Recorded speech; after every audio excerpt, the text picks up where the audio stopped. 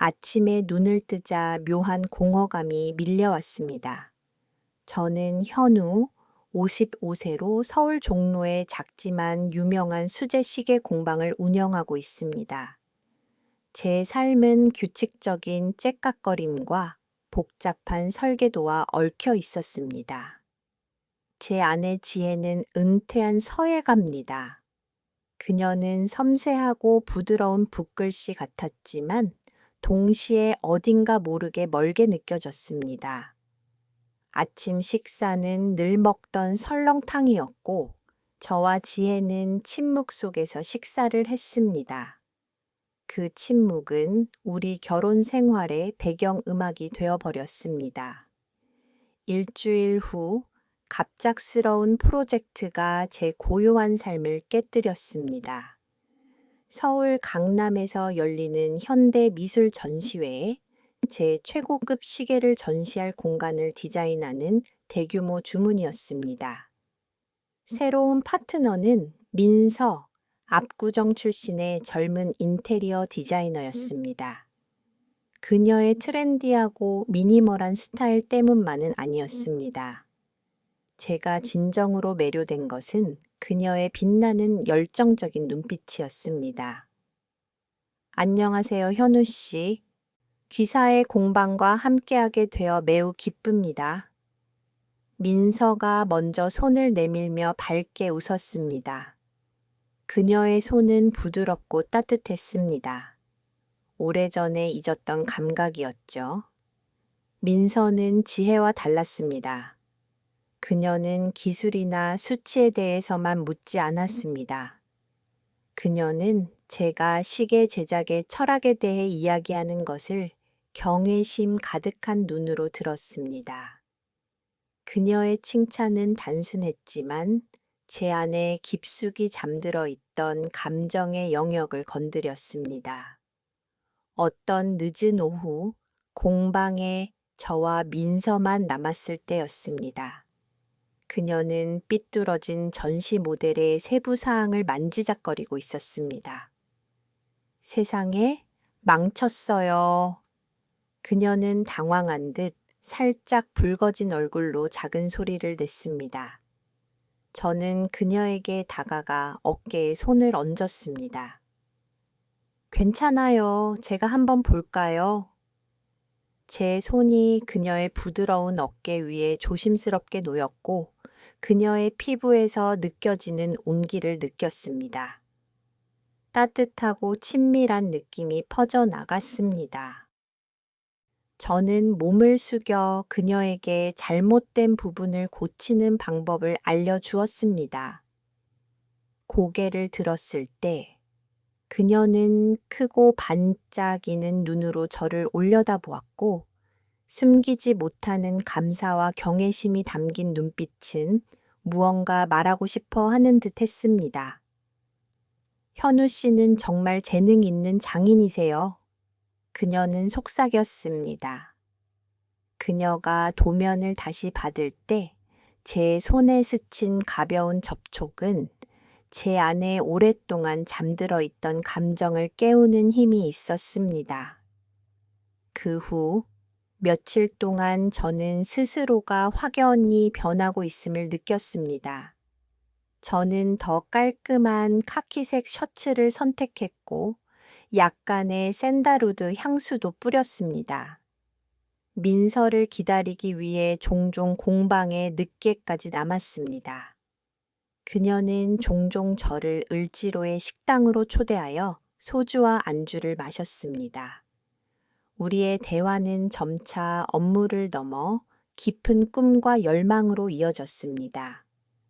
어느 저녁 소주 기운에 그녀의 뺨이 발그레해졌고 그녀의 눈은 더욱 깊어졌습니다. 민서는 저를 똑바로 쳐다보며 물었습니다. 현우 씨, 다른 삶을 살고 싶다고 바라본 적 있으세요? 아파트 거리의 불빛 아래에서 반짝였고 제가 한 번도 생각해 본 적 없는 것들을 탐험하도록 저를 유혹했습니다. 세상에는 흥미로운 것이 많아요. 그녀는 말했고 그녀의 손이 테이블 위에서 제 손을 살짝 스쳤습니다. 그날 밤 민서와 헤어진 후 저는 알 수 없는 불안감에 휩싸여 차를 몰고 집으로 돌아왔습니다. 집에 도착했을 때 지혜는 이미 깊이 잠들어 있었습니다. 저는 뒤척이며 잠 못 들었고 민서의 모습이 계속해서 제 머릿속을 맴돌았습니다. 죄책감을 느꼈지만 동시에 강렬하게 이끌렸습니다. 바로 그때 제 전화가 울렸습니다. 민서에게 온 문자 메시지였습니다. 현우 씨, 공방 근처 고급 카페에 있어요. 도움이 필요해요. 한밤중이었지만 저는 주저하지 않고 달려갔습니다. 저는 지혜에게 공방에 급한 일이 생겼다고 거짓말을 했습니다. 카페에 도착하자 민서는 구석진 곳에 혼자 앉아 있었습니다. 그녀의 얼굴은 피곤했지만 저를 보자마자 눈이 환하게 빛났습니다. 와주셔서 감사해요. 그녀는 감사에 찬 목소리로 말했습니다. 우리는 바싹 붙어 앉았고 카페의 은은한 불빛이 우리 둘만의 사적인 공간을 감쌌습니다. 민서는 디자인 도면을 펼치고 그녀가 겪고 있는 어려움을 저에게 보여주었습니다. 저는 그녀의 말을 듣고 하나하나 차근차근 알려주었습니다. 불쑥 민서가 저를 올려다보았고 그녀의 눈은 불빛 아래에서 반짝였습니다. 현우 씨가 없었으면 어떻게 했을지 모르겠어요. 그녀는 약하고 믿음직한 목소리로 속삭였습니다. 그리고 갑자기 제 손을 꽉 잡았습니다. 그녀의 손은 작았지만 저에게 강렬한 에너지를 전달했습니다. 저는 등줄기에 전기가 흐르는 것을 느꼈습니다. 너무 오랫동안 느껴보지 못했던 감각이었습니다. 저는 그녀의 눈을 바라보았고 그 순간 저는 그녀의 매력에 완전히 빠져들었음을 깨달았습니다. 저는 충동을 억누를 수 없었습니다. 저는 몸을 살짝 숙였고 우리 입술이 닿았습니다. 그 키스는 오랫동안 억눌렸던 감정들의 융합이었습니다.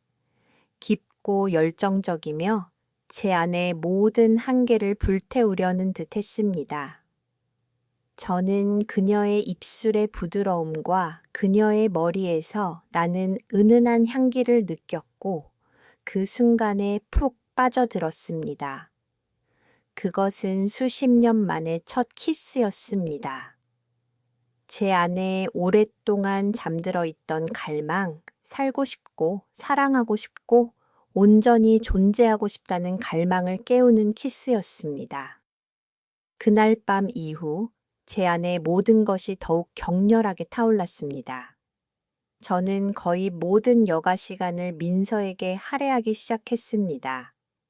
제 삶은 갑자기 다채롭고 활기차게 변했습니다. 우리는 더 이상 공방이나 카페에서만 만나지 않았습니다. 우리는 강남의 세련된 레스토랑에서 저녁 식사를 했습니다. 우리는 함께 K-pop 공연을 보러 갔습니다. 우리는 한강변을 따라 달빛 아래를 거닐었습니다. 민서는 항상 제 손을 꽉 잡았고 저에게 웹소설 속의 열정적인 사랑 이야기, 그녀가 꿈꾸는 여행에 대해 이야기해 주었습니다. 저는 열렬히 경청했습니다. 그녀는 제 건조한 삶의 새로운 바람, 오래전에 꺼졌던 사랑의 불꽃을 불어넣어 주었습니다. 현우 씨, 정말 저를 잘 이해해 주시는군요. 민서는 종종 그렇게 말했고 그 말은 제 귀에 꿀처럼 달콤하게 들렸습니다. 그녀의 칭찬과 경외심은 제가 특별하고 사랑받는다고 느끼게 해주었습니다. 지혜와의 관계에서는 더 이상 찾을 수 없었던 감정이었습니다. 저는 민서에게 값비싼 선물을 사주기 시작했습니다. 에르메스 실크 스카프, 반짝이는 보석들. 저는 그녀의 행복한 미소를 보고 싶었습니다. 어느 날 저녁, 민서는 제안했습니다. 현우 씨, 우리 며칠 제주도로 여행 갈까요? 단둘이서요. 저는 망설였습니다. 지혜의 모습이 문득 제 머릿속에 떠올랐습니다. 저는 제가 잘못하고 있다는 것을 알았지만 민서의 간절한 눈빛은 너무나 강렬했고 그녀의 세상에 빠져들고 싶은 갈망이 모든 이성을 압도했습니다. 좋아요. 저는 약간 떨리는 목소리로 말했습니다. 하지만 며칠만이에요. 제주 국제공항에 착륙했을 때 저는 마치 완전히 다른 세상에 발을 디딘 것 같았습니다. 우리는 서쪽 제주도 협자의 해변 근처의 리조트에서 바다를 바라보는 작은 방을 빌렸습니다. 공기는 상쾌했고 날 것 그대로의 자연 풍경은 그림 같았습니다. 민서는 하얀색 맥시 드레스를 입고 해변을 따라 어린아이처럼 신나게 뛰어다니고 환호성을 질렀습니다. 저는 그녀를 따라 뛰었습니다. 우리는 함께 섭지코지의 검은 돌 해변과 한림공원의 노란 유채꽃밭을 탐험했습니다. 민서는 항상 제 손을 꽉 잡았고 때로는 제 손가락 사이로 그녀의 손가락을 깍지 끼기도 했습니다. 그날 오후 우리는 주상절리대의 높은 바위 절벽에 앉아 바다 위로 지는 석양을 바라보았습니다. 태양은 수평선 아래로 서서히 가라앉았습니다. 민서는 제 어깨에 기대었고 저는 그녀의 머리카락에서 느껴지는 온기를 느꼈습니다.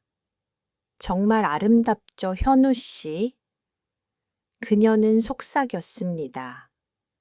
저는 그녀의 어깨를 살짝 감싸 안았고 그 순간 시간이 영원히 멈추기를 바랐습니다. 저는 제가 겪어왔던 무미건조한 삶과는 전혀 다른 가장 완전한 방식으로 살고 있다는 것을 느꼈습니다. 그날 밤 낭만적인 저녁 식사 후 우리는 바다를 바라보는 작은 방으로 돌아왔습니다. 밝은 달빛이 창문을 통해 비쳤습니다. 부드러운 파도 소리가 자장가처럼 들려왔습니다. 민서는 에메랄드색 얇은 실크 잠옷으로 갈아입었고 그녀의 향수 냄새가 바다 냄새와 섞여 거부할 수 없는 매력을 풍겼습니다. 현우 씨, 그녀는 저를 불렀고 목소리는 녹아내릴 듯 달콤했습니다. 그녀는 가까이 다가와 제 목에 팔을 두르고 깊이 제 눈을 바라보았습니다.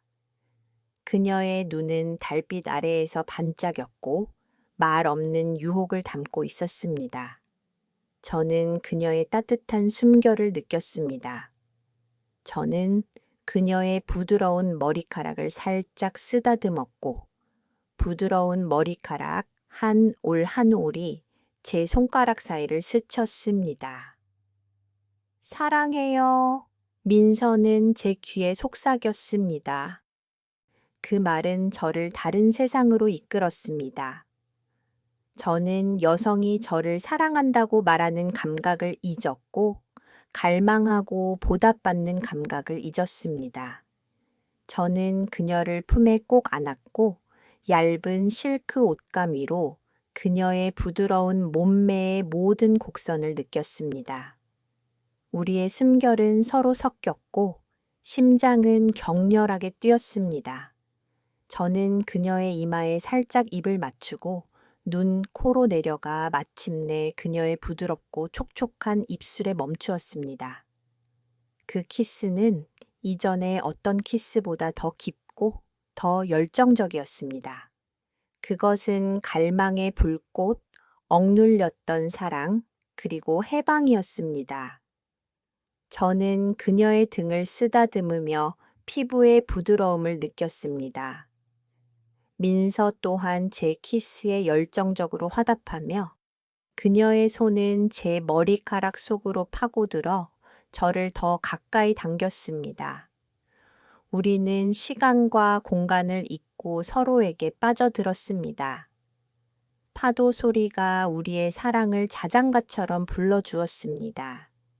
모든 손길, 모든 키스는 강렬한 감정의 존재를 확인시켜 주었습니다.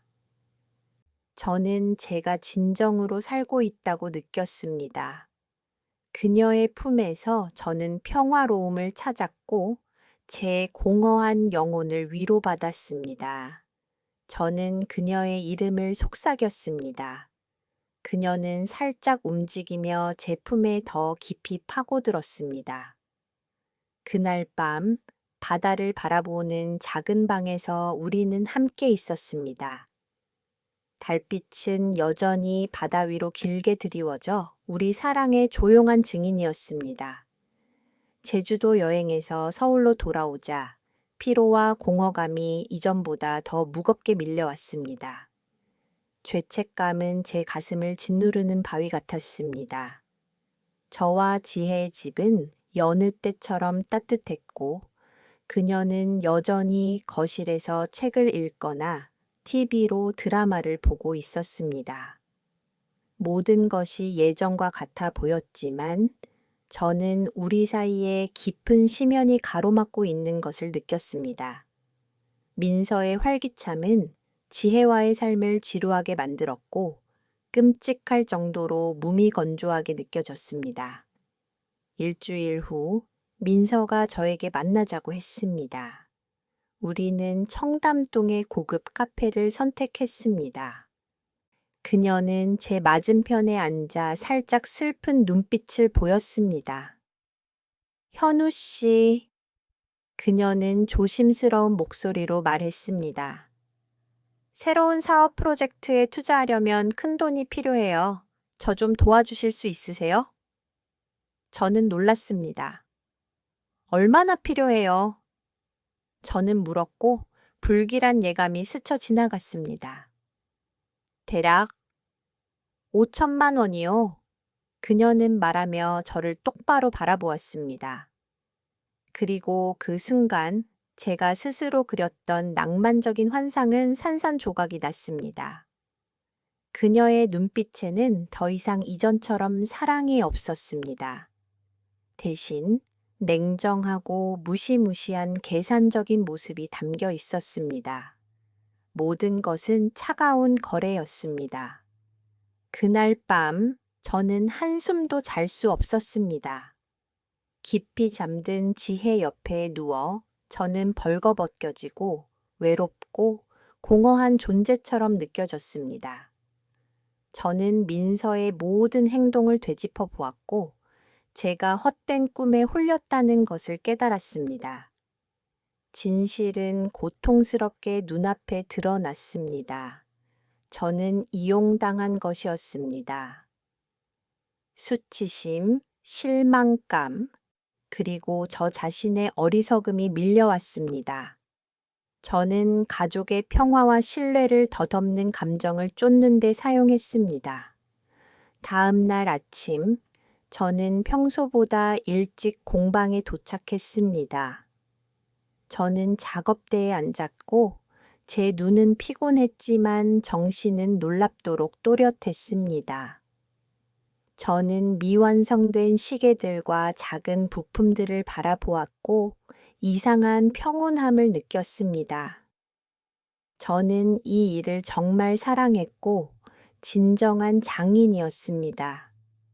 이제 그 가치들이 그 어느 때보다 명확해졌습니다.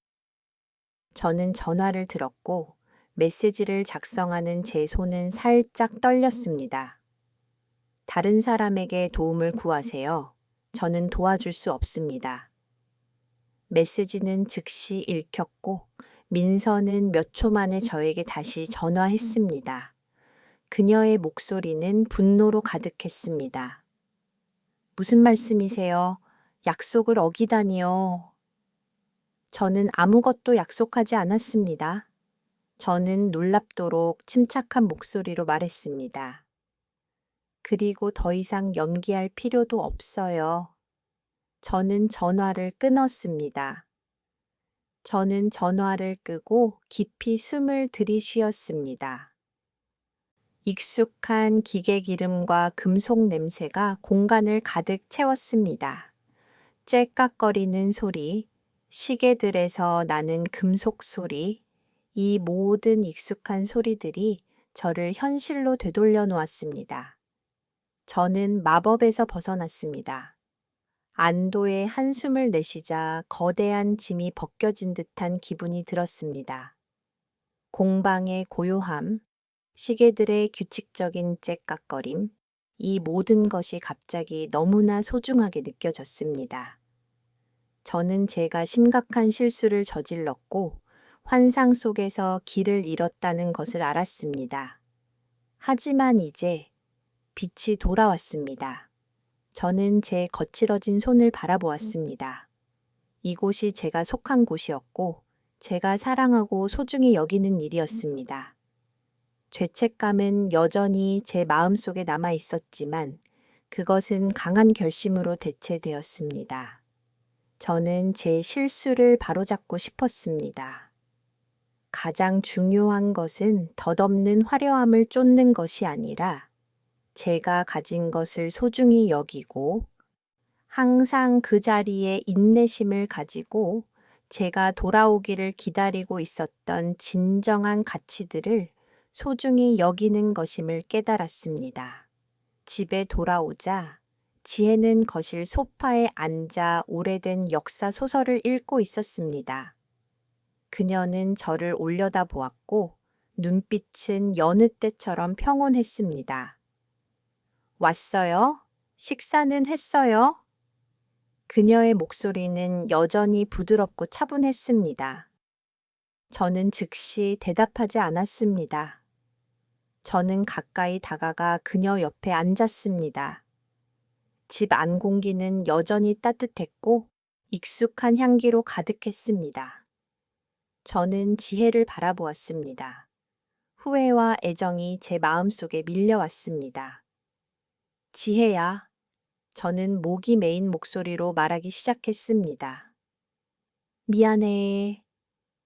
지혜는 책을 내려놓고 저를 살짝 보더니 그 부드러운 미소를 지었습니다. 뭐가 미안해요? 그녀는 의심이나 비난의 기색 없이 물었습니다. 저는 더 이상 아무 말도 하지 않았습니다. 저는 그저 그녀를 꽉 안았습니다.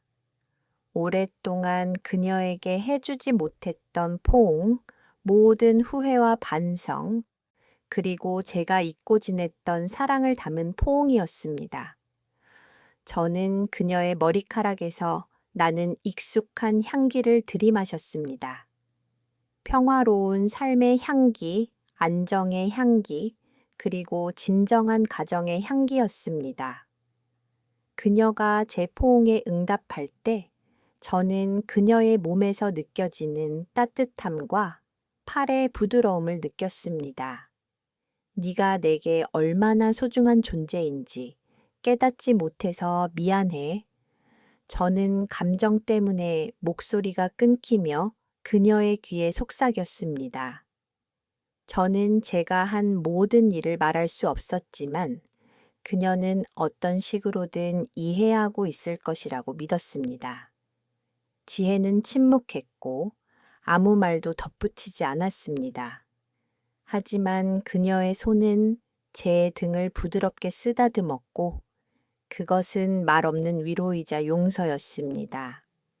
그 순간 저는 제가 돌아왔다는 것을 알았습니다.